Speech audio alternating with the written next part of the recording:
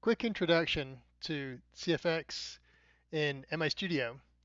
And what I'm going to use as an example for this is I'm going to use SECS to CFX protocol converter and use the MI Studio application as a client to this.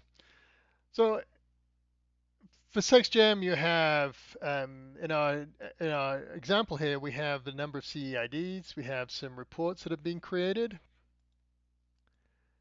and a trace.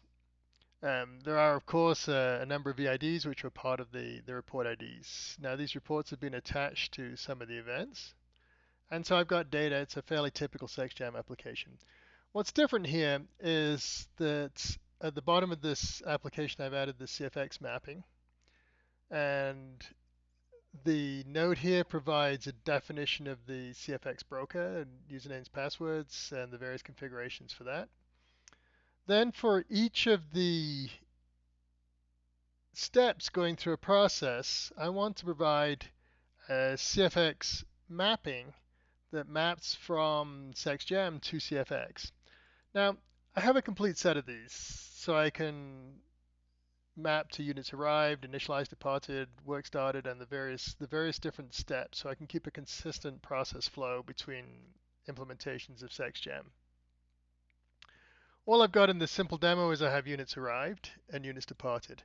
And these are fundamentally similar in that what I can do here is I can say, okay, units arrived. What makes sense for unit arrived? This is a simple SexGem interface. So I say, hey, I'm going to map the loaded CEID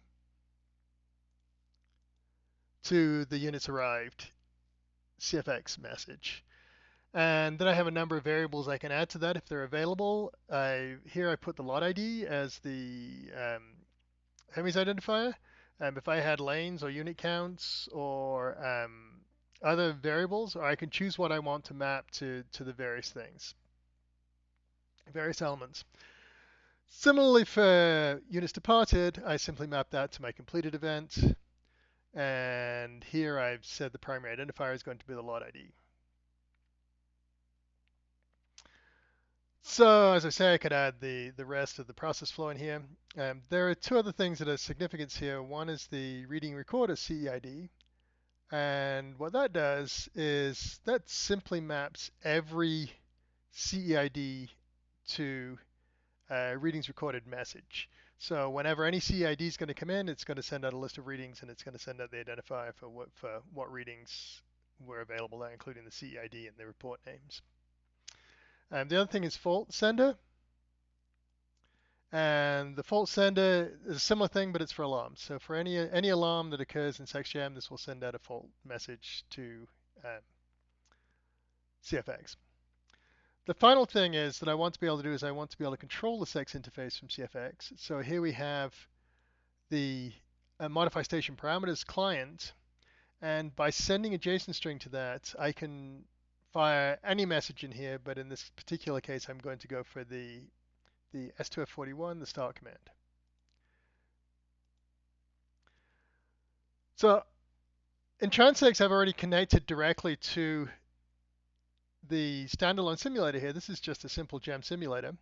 And if I type in, so I have a lot ID here. If I type in a lot ID, and then I send my units arrived message, which is the loaded message, we'll see that message go through the loop, and we see that the units arrived CFX message populated over here.